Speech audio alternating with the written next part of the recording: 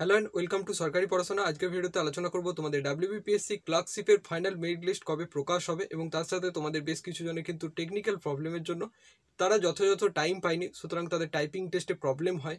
তাদের জন্য ডাব্লিউবিপিএসসি কি ভেবেছে, অর্থাৎ তাদেরকে পুনরায় টাইপিং টেস্টের সুযোগ দেওয়া হবে কিনা বা কবে দেওয়া হতে পারে, সেই সম্পর্কে আজকের ভিডিওতে আলোচনা করব বিস্তারিতভাবে। তার আগে তোমাদেরকে জানিয়ে রাখি, সমস্ত সরকারি চাকরির রেগুলার বেসিস আপডেট পেতে, ডে টু ডেট আপডেট পেতে অবশ্যই সাবস্ক্রাইব করে বেল আইকনটা প্রেস করে দাও আমাদের চ্যানেলে এবং ভিডিওতে অবশ্যই একটা লাইক করে দাও।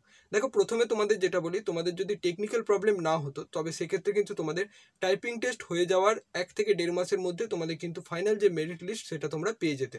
কিন্তু ইতিমধ্যেই বেশ কিছু জনের টেকনিক্যাল প্রবলেম হয় এবং এখনো পর্যন্ত যতটা আপডেট আছে ডাব্লিউবিপিএসসি তাদেরকে পুনরায় টাইপিং টেস্টের সুযোগ দেবে।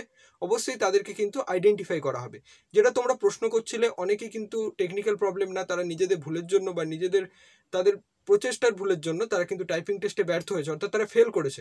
কিন্তু তারা পুনরায় টেকনিক্যাল প্রবলেমের অজুহাত দেখিয়ে তাদেরকে পুনরায় সুযোগ দেওয়া হবে কিনা, এটা তোমরা অনেকে আগের ভিডিওতে প্রশ্ন করছিলে। এটা কিন্তু একদমই না। ডাব্লিউবিপিএসসি অবশ্যই কারেক্টভাবে আইডেন্টিফাই করবে কাদের ক্ষেত্রে টেকনিক্যাল প্রবলেম হয়েছিল এবং কাদের ক্ষেত্রে টেকনিক্যাল প্রবলেম হয়নি। তারপর তাদেরকে পুনরায় কিন্তু টাইপিং টেস্টের সুযোগ দেওয়া হবে। এই প্রসেসটা হতে হতে কিন্তু 20-25 দিন লেগে যাবে। এর মধ্যখানে কিন্তু তোমাদের ফাইনাল মেরিট লিস্ট কোনোভাবেই বেরোবে না। তোমাদের ফাইনাল মেরিট লিস্ট কিন্তু সকলের একসাথে বেরোবে, যাদের টেকনিক্যাল প্রবলেম হয়েছে তাদের সঙ্গে এবং তোমাদের সঙ্গে একসাথে সকলের কিন্তু বেরোবে। সেই জন্য তোমাদের কিন্তু এখন মোটামুটি 2 মাসের মতন দেরি হতে পারে তোমাদের ফাইনাল মেরিট লিস্ট পাবলিশের। তার আগে তোমাদের ফুড সাব ইন্সপেক্টরের যে ফাইনাল মেরিট লিস্ট, যেটা তোমরা দেখেছো, ফুড সাব ইন্সপেক্টরের জাজমেন্টে ফাইনাল যে জাজমেন্ট হয়েছে সেখানে বলেছে উইদিন 4 উইকে ফ্রেশ প্যানেল প্রকাশ করতে বলা হয়েছে। সেই ফ্রেশ প্যানেল প্রকাশ হবে এবং ফুড সাব ইন্সপেক্টরের আগে তোমাদের কিন্তু ফাইনাল মেরিট লিস্ট প্রকাশ হওয়ার কোনো রকম সম্ভাবনা নেই। এটা কিন্তু ভালো। দেখো, যাদের ভুল হয়েছে তারাও তো আর 5 জনের মতো আশা নিয়ে টাইপিং টেস্ট দিতে গেছিলো, তারা যদি টেকনিক্যাল প্রবলেমের জন্য না দিতে পারে তাদের কিন্তু পুনরায় সুযোগ দেওয়া উচিত।